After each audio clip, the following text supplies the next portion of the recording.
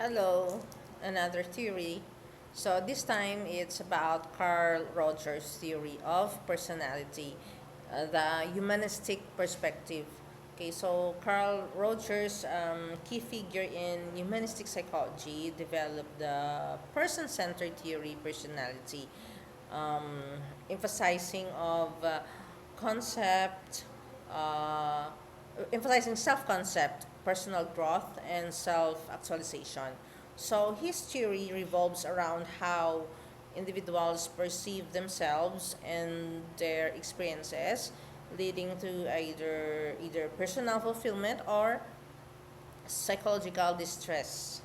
So the key concepts in Rogers' theory, first is self-concept, the perception an individual has about themselves, including their thoughts, beliefs, and values. So for example, a student sees themselves as intelligent and hardworking.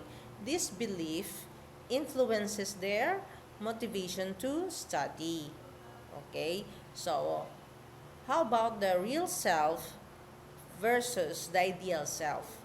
The real self, who you truly are based on actual experiences, and the ideal self, who you wish to be or think you should be. When there is a big gap between the real self and the ideal self, a person experiences incongruence, leading to anxiety and low self-esteem. So when we say incongruent ka, you mean wala ka nag-align. Okay? So dapat ma-align ka, maging congruent ka. Otherwise, you will have this anxiety or magnubo ang imo nga self-esteem. Like for example, uh, my real situation is I do not have the job, but my ideal self is I want to work in an office. So that makes me anxious that I don't have the job, and I always think of my ideal self. So every time that I go apply for work, I get rejected. So that adds to your anxiousness because that's different from your ideal self, from the real self. Okay? So the real self is the actual situation, and the ideal self is the situation where you want to be, or what you want to be, who you wish to be. Okay? So incongruent ka if you are not aligning, hindi ka align sa real self mo and the ideal self mo. Okay, if there's a big gap, nagiging anxious ka, in despair, nag-low self-esteem because hindi mo nang gusto mo. That's not your ideal self. Okay. Another example, a young woman wants to be confident and independent. That's the ideal self. But she often doubts herself and relies on others for approval. That's the real self. So, ang amo niyang gap causes distress sa iya because she's not confident enough nga maghimo sang desisyon nga iya, and she needs approval every time she makes one. Okay, so that becomes incongruent to the ideal self. Okay. Congruence versus incongruence. Congruence when the real self aligns with the ideal self, as just what I've mentioned, leading to personal growth and well-being. Incongruence, a mismatch between the real ideal self, causing dissatisfaction and internal conflict. So, a person who sees themselves as kind, that's their real self, and truly acts with kindness, experiences congruence. But they struggle with anger, guilt, they may feel incongruent. Okay? Because nagagwa siya on what is real. Okay? Like for example, kung ikaw abi,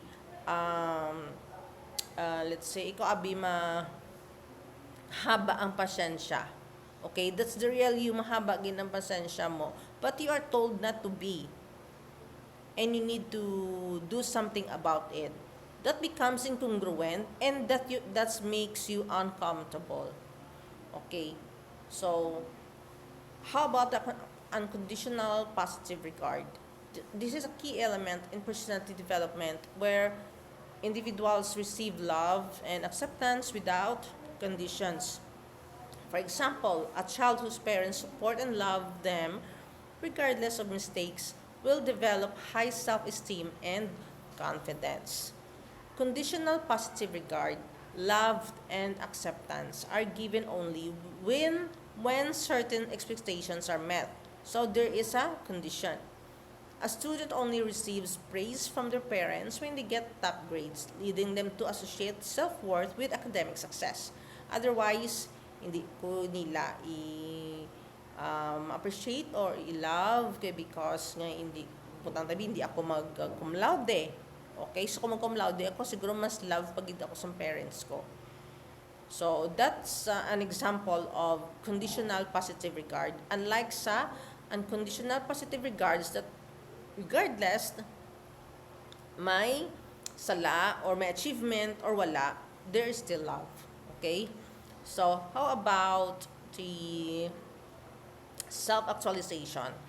So, the ultimate goal of personality development, according to Rogers, the ultimate goal of personality development where a person achieves their full potential.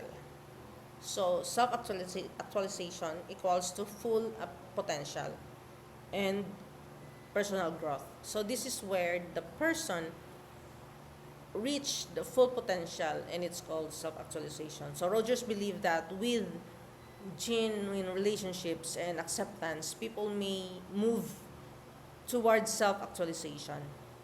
So, for example, a musician who pursues their passion not for fame or approval but for personal fulfillment. So, what is this in real life? No. Let's say in therapy, Roger's client centered therapy. So, he focuses on creating a safe space where clients feel accepted and understood, helping them develop self awareness and personal growth. In education, teachers who offer unconditional positive regard help students develop confidence and a growth mindset. Sa parenting naman, parents who provide acceptance and encouragement help children build strong self-concepts and resilience.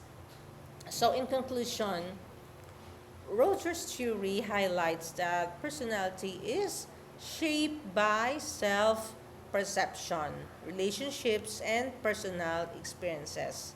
So people strive for growth and self-actualization when they are in a supportive and accepting environment. So, in other words, class, sa theory ni Rogers, importante gid yung environment naton. So, if our environment is unwelcoming and negative, we will develop the feeling of doubt and incongruency. Okay? So, if our environment is positive and supportive, we accept ourselves and that breaks the gap and we become congruent to ourselves. Because according to Rogers, um, people strives for growth and self-actualizations when they are in a supportive and accepting environment. Okay, that's for now.